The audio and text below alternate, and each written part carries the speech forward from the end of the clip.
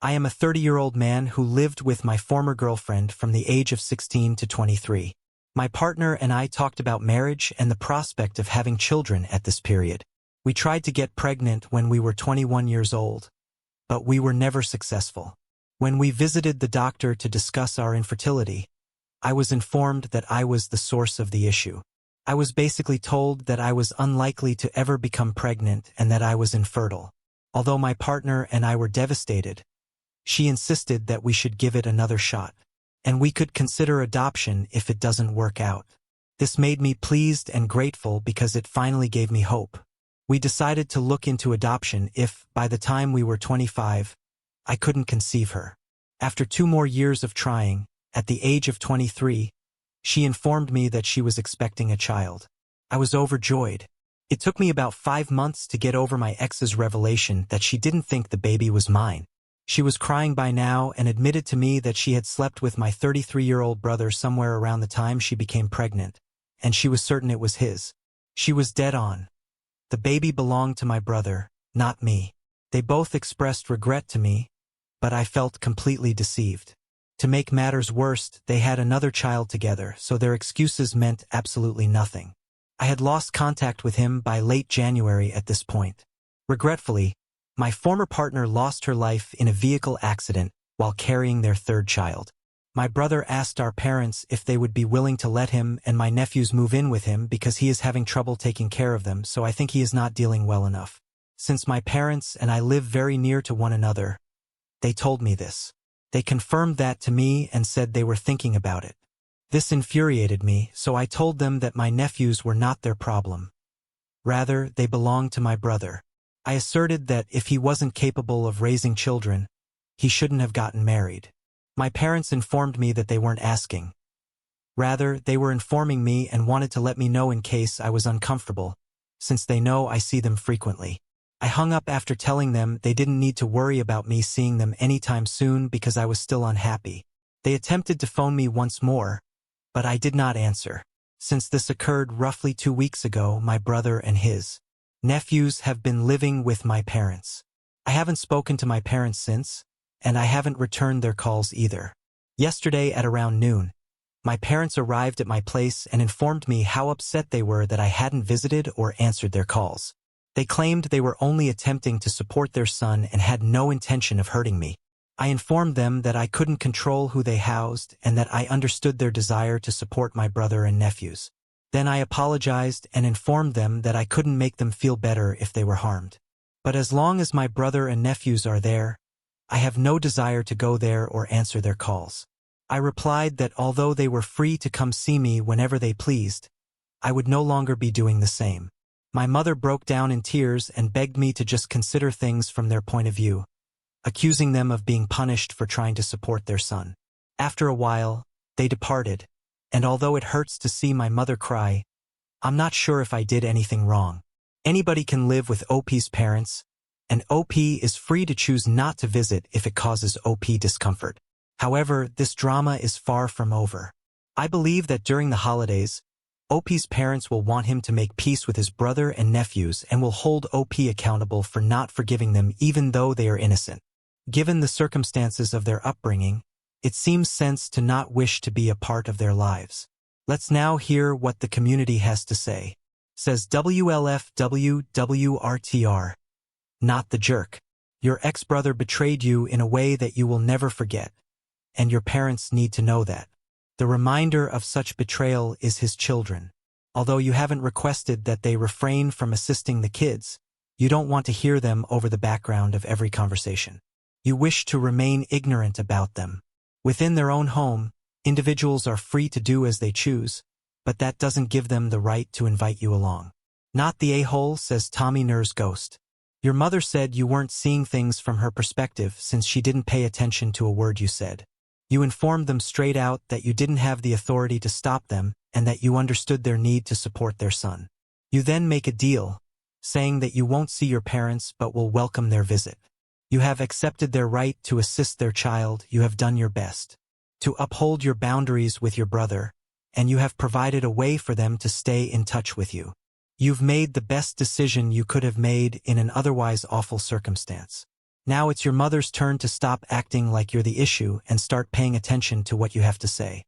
Excerpt from Catty Drunk Drama, 2006. Not the a-hole. They are perfectly entitled to support their son, but you also have the right to set limits. I apologize so much, OP. I, a 27-year-old woman, want my 35-year-old boyfriend and her ex-wife, a 29-year-old woman, to reconcile. My boyfriend, Danny, and I have been dating for about a year, but he never brings up or even comes close to talking about his ex-wife, MYRR, with me.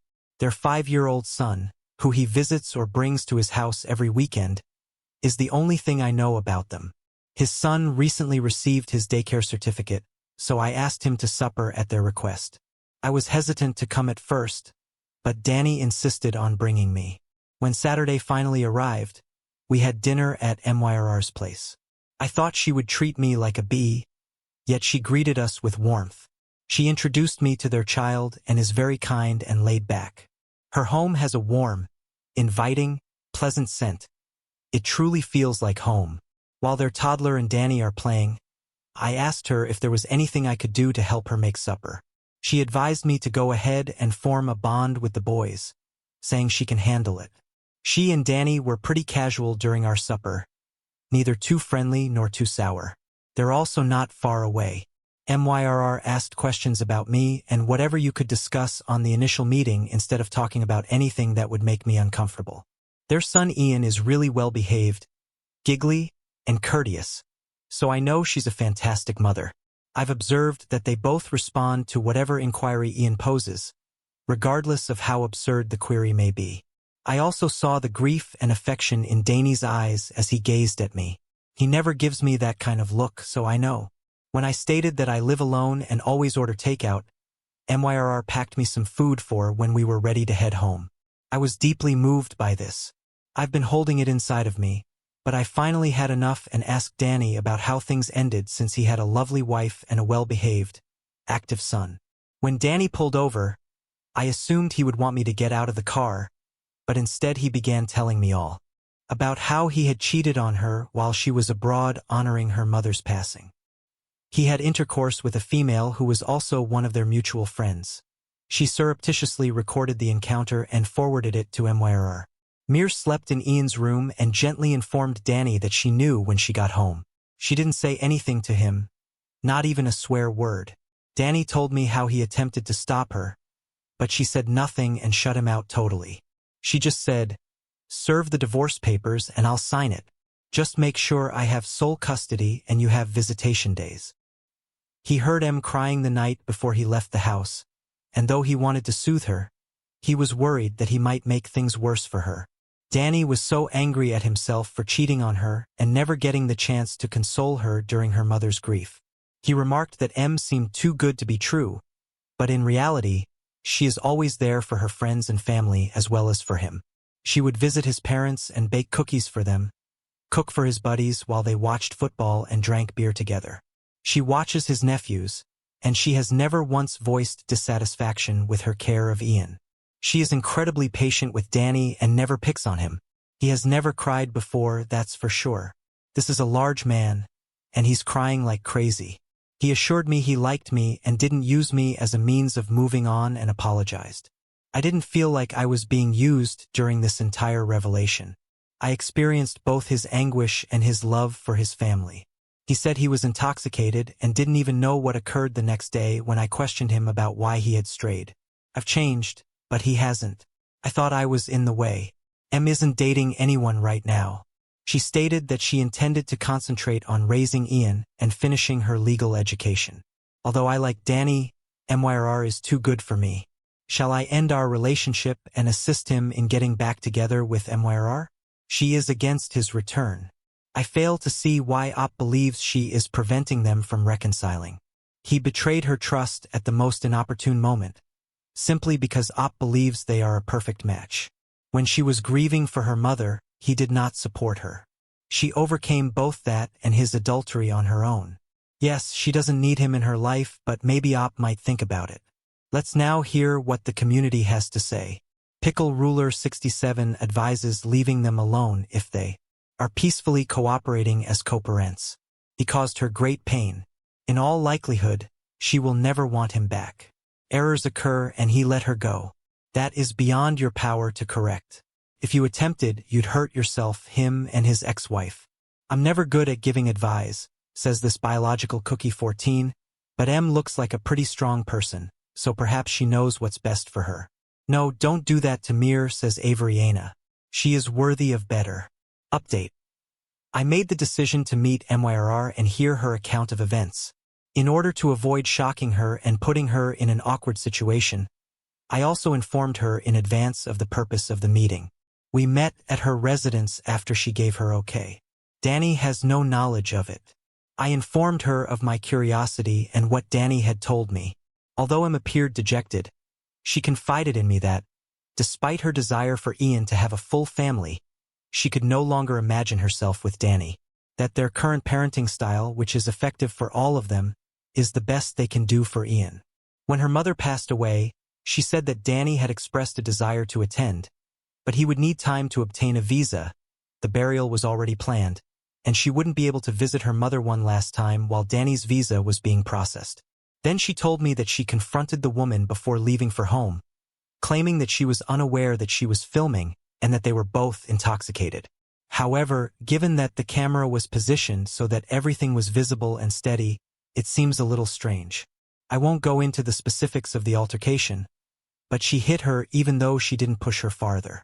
While she was weeping and pushing herself to be rational for Ian, all she could think about was the image of him in bed, nude, with another woman, despite Danny's repeated attempts to win her back.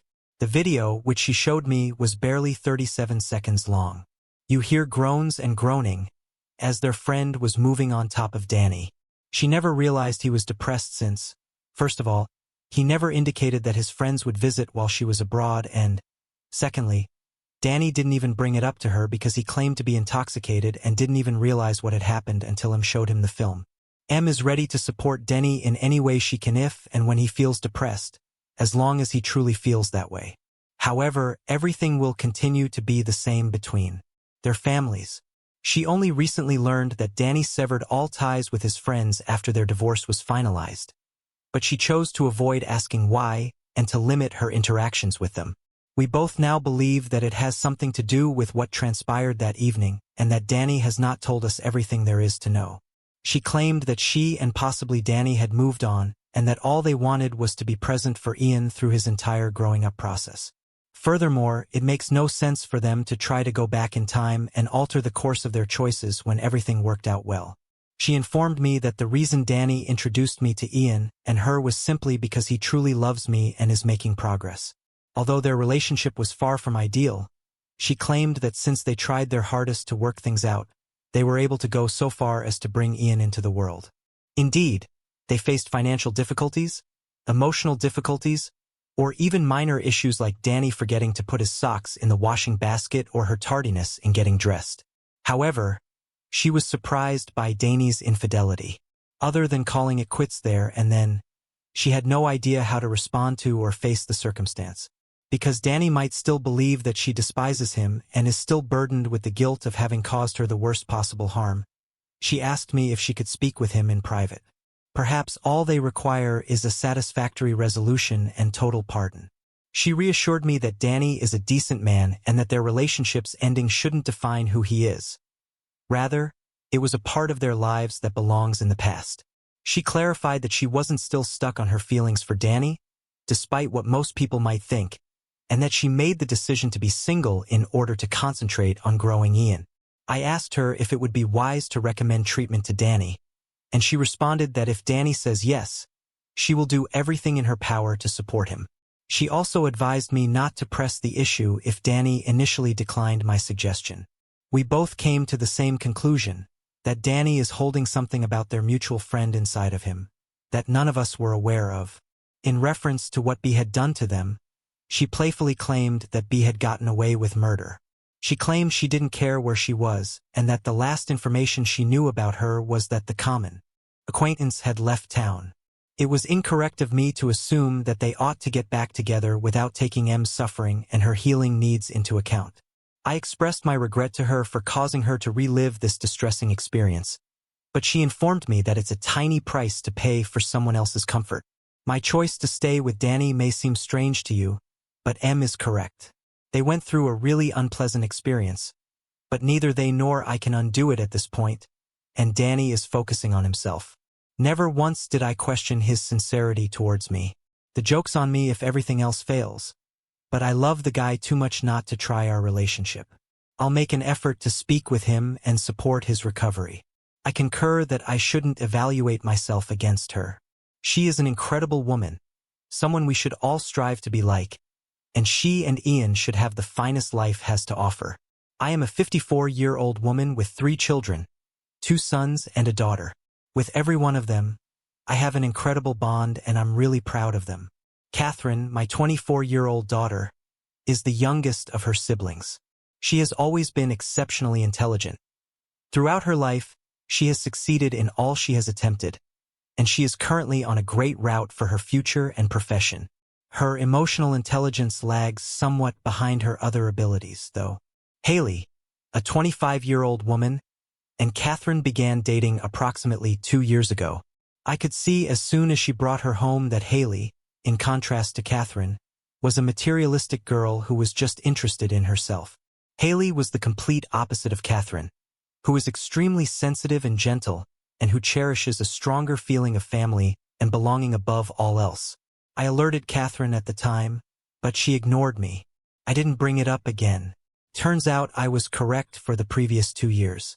During a quick visit, Catherine announced that she had broken up with Haley since all she saw in her was material. It seems sense that she was devastated. When I first saw Haley, I assured her I could see this moment clearly as day and that the pain would eventually go.